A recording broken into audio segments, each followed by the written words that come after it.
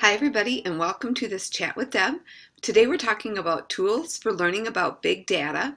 One of the skills that many of our students are going to need as they head out into a workforce someday. I have many different tools and sites to share with you today. I'm going to start with the ones that are easiest and move my way up to the ones that are more difficult. All right, here we go.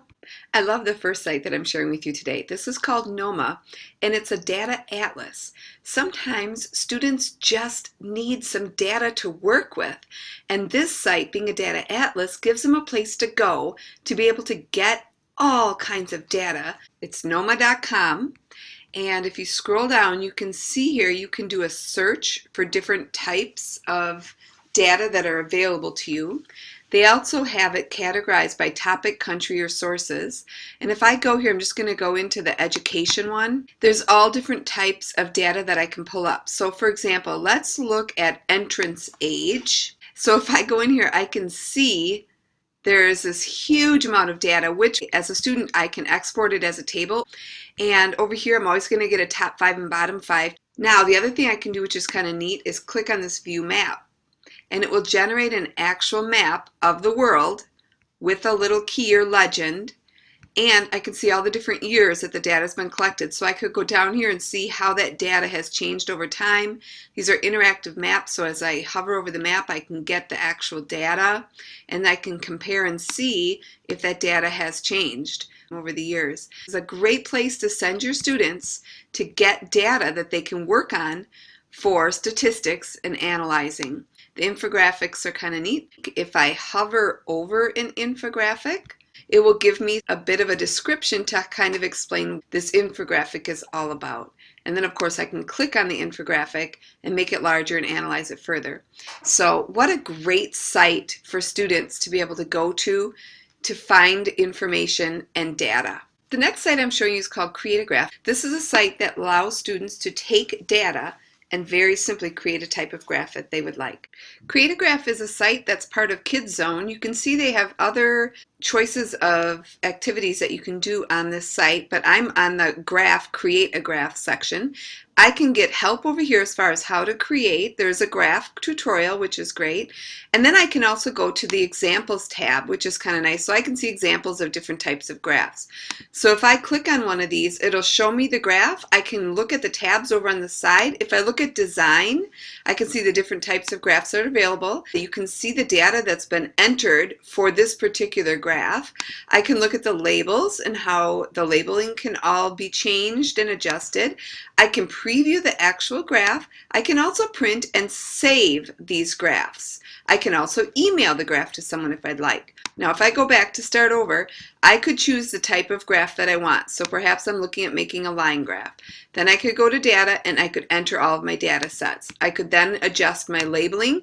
I could then preview my graph and print and save it. This is a really useful site for students to use when they're interested in creating a graph or looking at examples of types of graphs. I'm so excited to share this next tip with you. This is quite new. It just came out a couple weeks ago. You can now insert charts and graphs that you make in Google Sheets into your docs and slides. So I'm going to show you how this works. Here we are in Google Sheets, and I have some data that I've entered, and then I just simply went up to this icon, which allowed me to choose a type of graph that I wanted to make. I was able to also customize my graph and go in and choose the actual colors, fonts, label everything. I could insert a chart or graph right into my Google Sheet. I also could make additional charts or graphs, so I have several tabs here in my Google spreadsheet. What I can do is open a Google Doc. You can also do this with Google Presentations. I can go to the Insert button, and I can go to Insert Chart. Now if I want to, I can start from scratch and insert a chart using one of these choices, but if I want to, I can go from Sheets.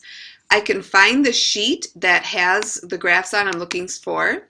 If there's more than one graph in my Google Sheet, it'll show me all the graphs. I can select one and import it, and it's going to take that chart and put it directly onto my Google Doc. From here I can resize it. I can click the wrap text and move it any place I'd like on the page.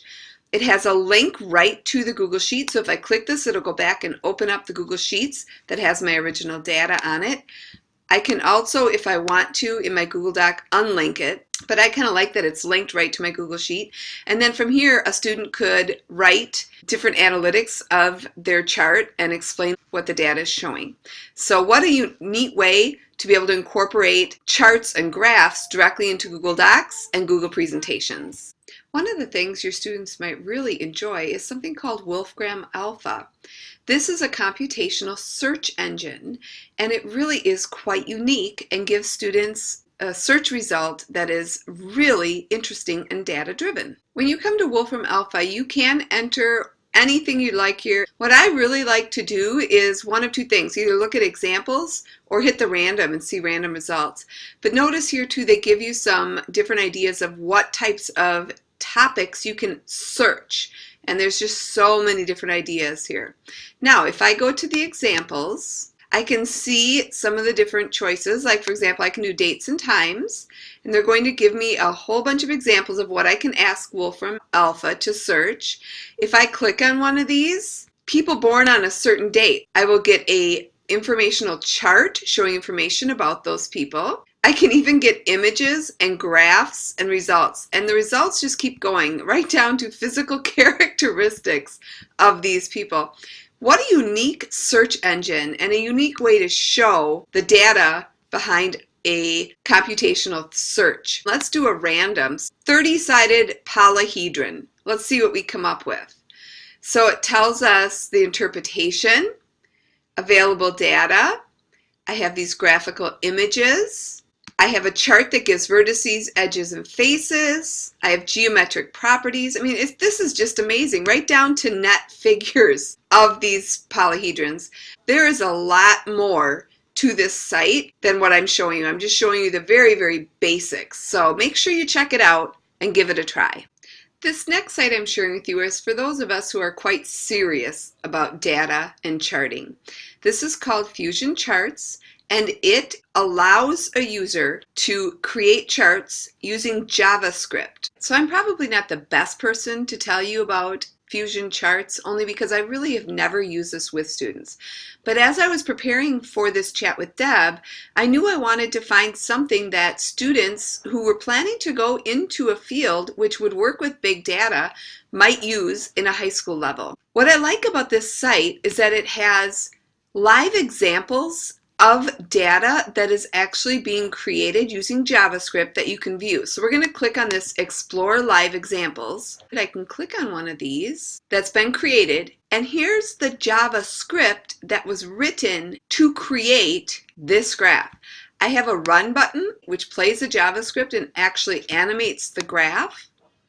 One thing that's kind of neat on here is I can collaborate or invite a friend by sending them this link to work on this chart. In my last chat with Deb, I talked about how much I've been enjoying podcasts lately. And as I was planning for this chat with Deb on learning with data, I thought, you know what? I wonder if there's any great podcasts out there about this topic. And lo and behold, if I didn't find the most incredible Data Stories podcast, let me show you what this is all about. So Data Stories is a podcast published to tell stories about data visualization. So as I went through here, I looked at some of their episodes that they have, and I tried to listen to a couple of these. I found them somewhat interesting. What I really needed to do, though, was find one that applied more to what interested me. So as I was scrolling through these, I found this one right here by Charlotte Roast. And she talked about visualizing your Google search history. If you are thinking your students might be interested in listening to some data stories, here's a site that will give you that. Thank you for listening to this Chat with Deb video. I hope that you learned something new about learning with data, as well as some new tools that you can use in your classroom with your students to not only search and find large collections of data, but also be able to teach your students some of the skills they'll need to work with that data. Until next time, I hope you're doing well, and we'll talk again soon. Bye, everyone.